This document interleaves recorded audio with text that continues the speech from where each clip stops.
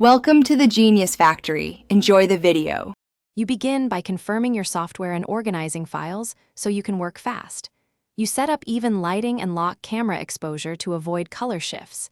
This matters because the chroma key samples a consistent green. Once done, import a clean reference frame and place your footage on a timeline track. Next, apply the software's keyer effect and select the green with the eyedropper. This first pass removes the bulk of the background so you can refine. Now you refine the matte by switching to the keyer controls and inspecting the alpha channel. You tweak tolerance and choke while watching edges for fringing. Make sure to use spill suppression to neutralize green reflections on skin and clothing, because color contamination ruins realism. Once refined, add a garbage matte and track it if the camera or subject moves, so unwanted areas never pollute the composite. Finally, apply slight edge blur and color correct the foreground to match the background's light and contrast.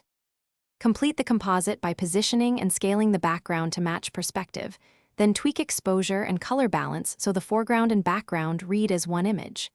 Add a soft contact shadow and subtle ambient blur to ground the subject, because these cues sell the effect. Once satisfied, render using an appropriate codec, export with alpha if you need layers, or bake into a flattened file for delivery. If you still see halos, reduce key tolerance and reapply spill suppression.